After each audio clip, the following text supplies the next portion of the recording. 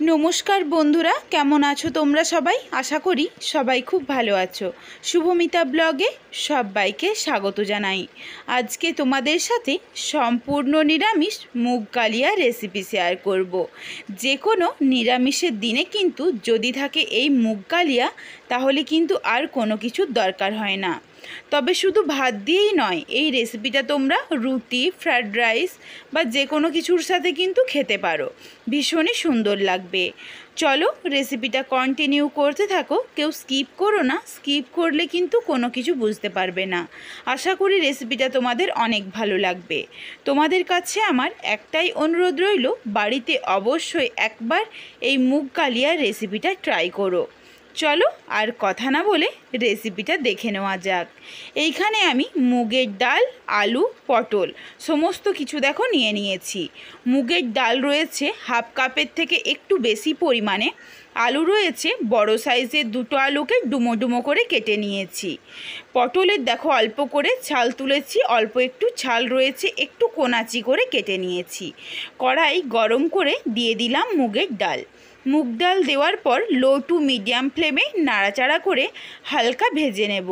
मुगेर डाल थेके जखन खूब सुंदर एकटा सुगंध आसबे तखन डालटाके नामिये नेब। देखो एकदमই भाजा बा पोड़ा कोनो किछुई हयनि, कोनो तेमन कालारो आसेनि, शुधु खूब सुंदर एकटा गन्ध एसेছে लो फ्लेमे नाड़ाचाड़ा करार पर। एरपर ओई गरम डालेर मध्येई दिए दिलाम जल। जल दिए डालटाके भिजिए रेखेছি। कड़ाइए एक चामच तेल गरम करे, रान्नाटा अवश्यई सर्षेर तेले करते हबे। तेलटा गरम हो गेले दिए दिएछि टुकरो करे रखा पटल। पटल दिए परिमाण मतो लवण दिए नाड़ाचाड़ा करे पटलटाके भेजे नेब।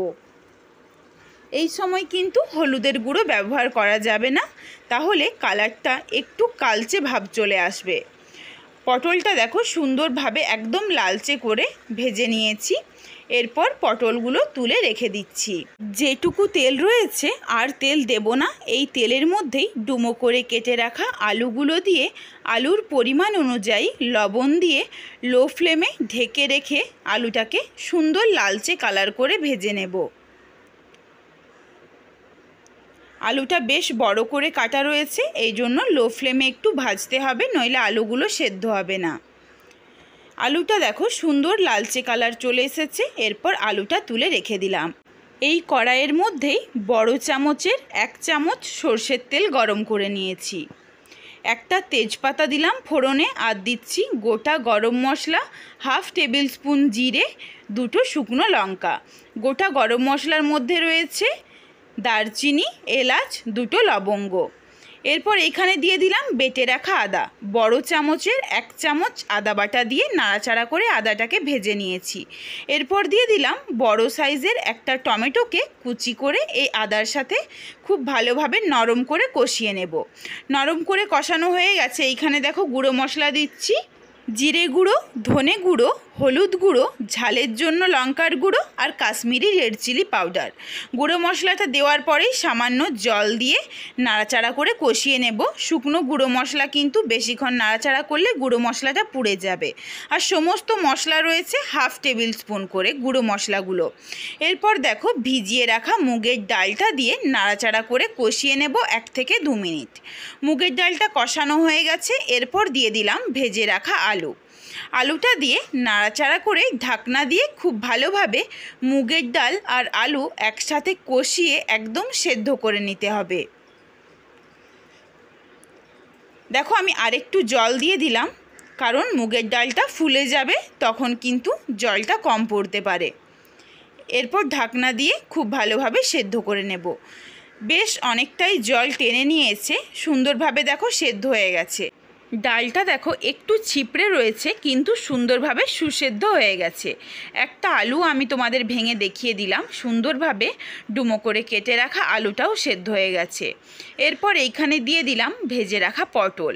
পটল, আলু আর ডাল নাড়াচাড়া করে একসাথে কষিয়ে নেব।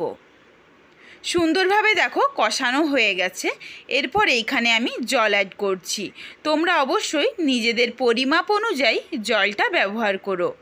এইখানে আমি আমার পরিমাপ অনুযায়ী জলটা ব্যবহার করেছি। ঝোলটা ফুটে যাওয়া অবধি অপেক্ষা করব। ঝোল ফুটে উঠেছে, দিয়ে দিলাম 1/2 টেবিল স্পুন চিনি, 3টে ফাটানো কাঁচা লঙ্কা। চিনিটা অবশ্যই দিও, কারণ নিরামিষ তরকারিতে চিনি না দিলে ভালো লাগে না। অল্প একটু চিনি কিন্তু খুব ভালো লাগে। আমি আমার টেস্ট অনুযায়ী লবণ অ্যাড করেছি, তোমরা তোমাদের টেস্ট অনুযায়ী লবণ অ্যাড করো। এরপর সুন্দরভাবে দেখো জলটাও বেশ খানিকটা কমে গেছে, আর এইখানে সুন্দরভাবে সমস্ত সবজিও সেদ্ধ হয়ে গেছে। এরপর নাবিয়ে নেব। নাবিয়ে নেওয়ার আগে দিয়ে দিলাম 1/2 টেবিল স্পুন গরম মশলার গুঁড়ো, 1 টেবিল স্পুন ঘি দিয়ে এরপর গ্যাসের ফ্লেমটা অফ করে দিলাম। এইখানে যতটা তোমরা জল দেখছো, কিছুটা পরিমাণে কিন্তু জল আলুতে, পটলে বা ডালের মধ্যে টেনে নেবে।